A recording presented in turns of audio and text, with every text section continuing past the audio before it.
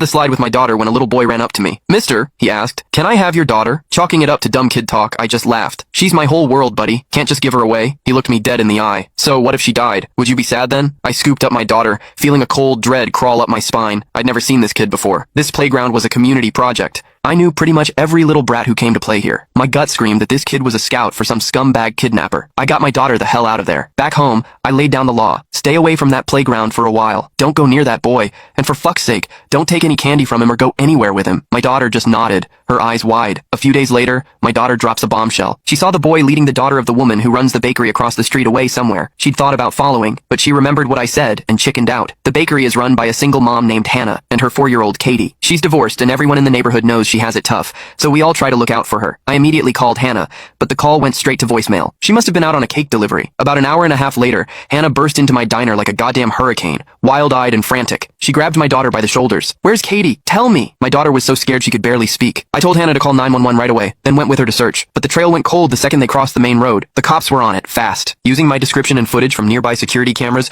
they found the boy that same night. His name was Leo. Leo swore up and down he hadn't taken Katie. His parents backed him up, lying through their teeth that their son had been home all day. The cops showed them the surveillance footage, blowing their bullshit story to pieces. That's when Leo, the little shit, finally mumbled, "I'm not 12 yet, so I don't have to go to jail, right?" Leo led us to a derelict construction site nearby and pointed to a small, freshly dug pit in the ground. "She's in there." The cops dug away the loose dirt and found a styrofoam cooler, the kind you get from Amazon deliveries. They pried the lid open. Katie was crammed inside, curled into a ball. Her eyes were wide open, her mouth slightly agape, her face a mask of pure terror. Hannah just fucking broke. She lunged at Leo, trying to tear him apart, but the cops managed to hold her back. The police had Leo recount the whole thing. His clarity, his step-by-step logic, sent a fucking icicle through my heart. Leo said he found the pit at the construction site and got the idea to bury something alive in it. First, he tried a stray cat, but it scratched its way out immediately. A failure. So, Leo switched his target to a kid. But the hole was too small, so the little psychopath tied 2 shoelaces together to measure the pit's dimensions. Whenever he found a potential target, he'd measure them with the shoelace first before trying to snatch them. He also said he only picked little girls. They were easier to control, and he added, "Their bodies are softer, easier to fold." "Did you kill her first, then put her in?" one of the cops asked, his voice tight. Leo shook his head. "I had her lie down in it herself." He'd set up a sick game. First, he had Katie lie down in a couple of big cardboard boxes and gave her chocolates,